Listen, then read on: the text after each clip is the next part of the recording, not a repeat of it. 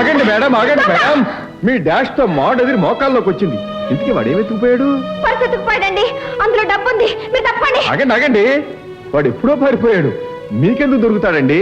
మీరు వెళ్తారు, వాడు కత్తితో ఏదో విసురుతాడు అనుకోండి, అప్పుడు మీ పని ఏమవుతుంది? ఇది చెప్పడానికి నా అడ్డుచారు మగధీరులాగా పరిగెత్తి వాడిని పట్టుకుని 4 తన్ని నా పర్సు రాకుండా లెక్చర్ ఇస్తున్నారు. లెక్చర్ ఏదో మంచి సలహా చెప్పాలి కదండి. అసలు నా డబ్బు నేను ఏడుస్తుంటే మధ్యన మిగోలేమిటండి? 30 రోజులు కష్టపడి సంపాదించిన డబ్బు ఒక్క నిమిషంలో చేయి దాటిపోయి ఈ 30 రోజులు మేము పస్తుండాల్సిందే. అదేమిటండి, ఏదో తమాషా కంటున్నారు గాని పస్తుండాల్సిన కర్మ మీకేం పట్టిందండి? అయ్యా మహానుభావ. మేడం, నేను మహానుభావుని కాదు, మానవుని. అయ్యా మానవ, తమరి సలహాకు 10,000 నమస్కారాలు. Very good, very good. నా దారిని వెళ్తాను. Madam madam, hello hello hello. అల్లో లక్ష్మణ, నేను ఏడుస్తుంటే హలో హలో మీరల్లా ఓదరుస్తున్నాను మేడం. అయ్యా మానవ, మేడం. నా దారి నన్ను వెళ్ళనివ్వండి. Hello hello madam.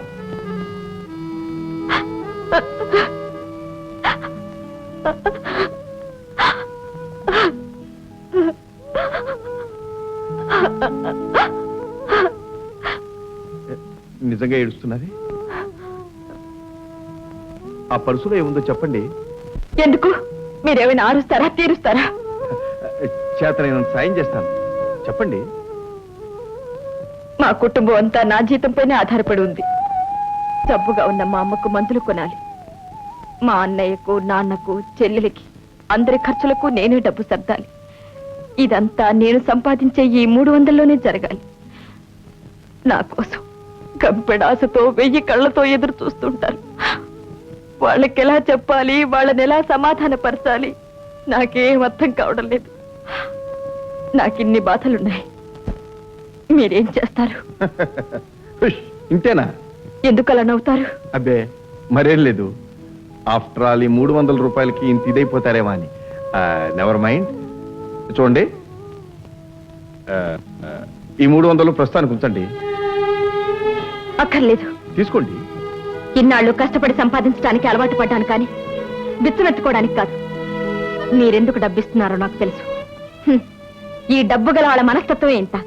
మనసులో ఏదో ఉంచుకుని పైకి డబ్బు చూపిస్తారు. ఆగండి ఆగండి. అందుకే ధనికులంటే నాకు పరమాసహ్యం. అదేదిగో మళ్ళీ రిమార్కులు విసిరేస్తున్నారు. చూడండి, మీరు అనుకున్నట్టు నేను ధనికుణ్ణి కాదు, వేరే ఉద్యోగం చేసేవాడిని కూడా కాదు. కాకపోతే మా అమ్మమ్మ పోతూ పోతూ 5,000 చచ్చిపోయింది అనుకోండి, దాంతో జలసా చేస్తున్నాను. చాలా సంతోషం. ఇక్కడ మీరెవరికి ధర్మం చేయక్కర్లేదు.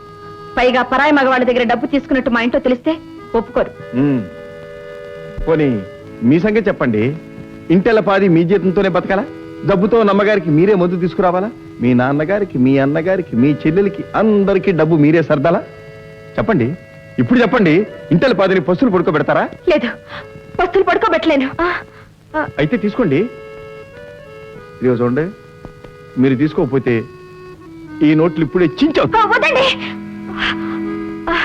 మరి తీసుకోండి, ఉచితంగా కాదు, అప్పుగానే.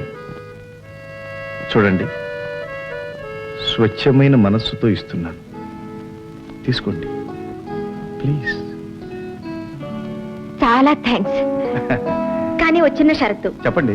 ఈ అప్పు దఫాల వారీగా తీరుస్తాను. ఓఎస్, బ్రహ్మాండంగా. కానీ నాది ఇంకో షరతు. వడ్డీ మాత్రం అదేనండి, వడ్డీ మాత్రం పుచ్చుకోను.